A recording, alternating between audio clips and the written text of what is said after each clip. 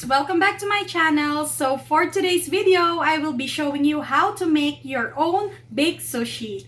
So here are our ingredients. So we have the cooked rice, we have the rice vinegar, we have the Kewpie, mayo, Japanese mayo, we have the sour cream, the Furikake seasoning, we have the half ripe mango, and then 1 pack of imitation crab sticks, and then we also have the Masago. So we have the option to add avocado. You can do that, but in my case, the taste of the avocado is too rich, so I am not adding avocado. But to make it refreshing, you can add cucumber to garnish once you eat the baked sushi. So let's start making the baked sushi. Okay, so first we have to slice the mango.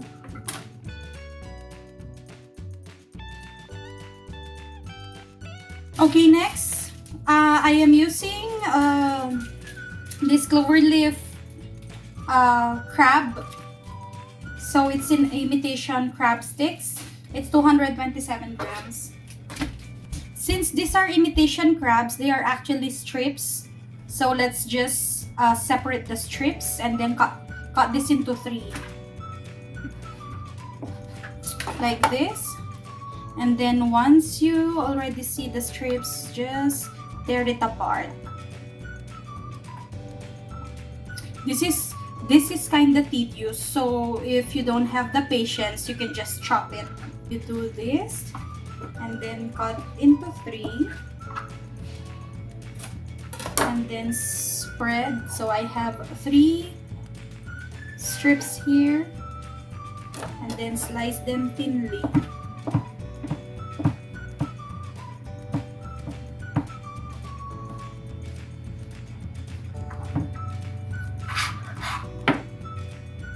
See, it's easier.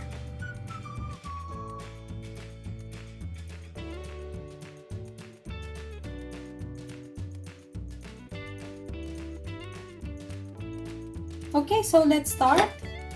Okay, 4 cups of rice. And then now let's add rice vinegar.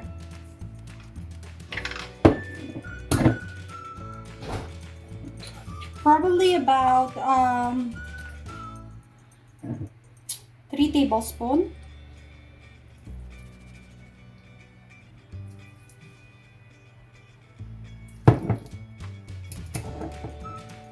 Alright, and then I am very generous with the Furikake seasoning. So I'll be adding Furikake seasoning into the rice. So just a little bit. And then mix. So I added probably about 2 tablespoons of Furikake seasoning.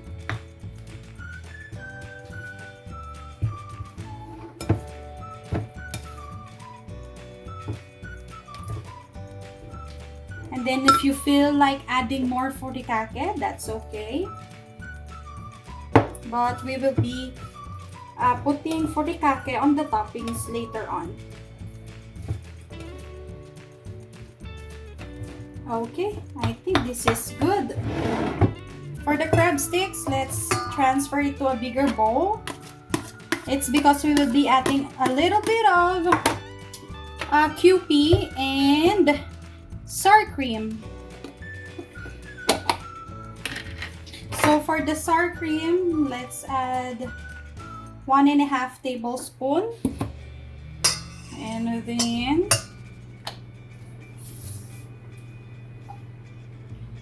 maybe 1 tablespoon of Kewpie.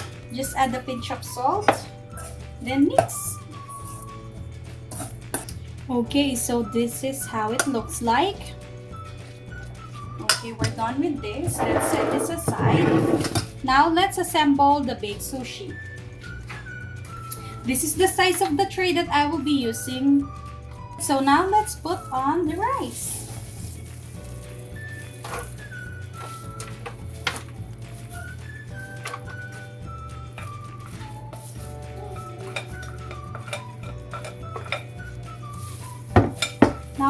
evenly press the rice.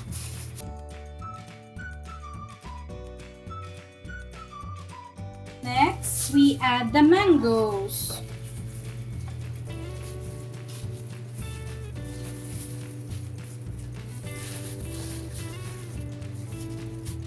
Okay, perfect. Now, let's add the crab sticks. Just spread it evenly. Now, we can add the Masago. It's the seasoned caviar. So be generous in adding this one.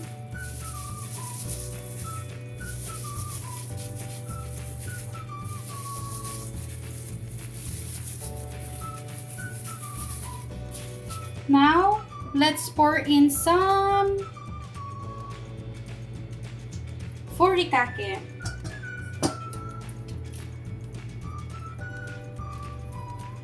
You can add the Furikake before the Masago.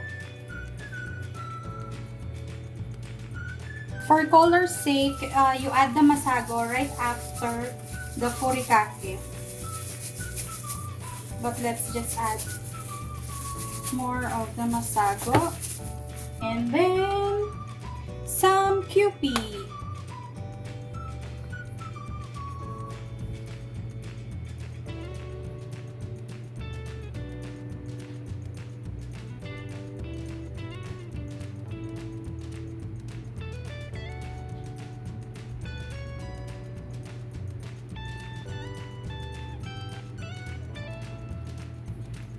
Okay, so here is our baked sushi. Just put it in the oven at around 350 or 350 Fahrenheit for about 10 to 15 minutes. And then you can pair, now when you eat, you can pair it with a nori, and then you can also add slices of cucumber if you want. So that's everything. I hope you enjoy watching this video and you can try making this at home. If you like this video, just give it a thumbs up and don't forget to subscribe to my channel. So thank you so much for watching. I'll see you on my next vlog. Bye!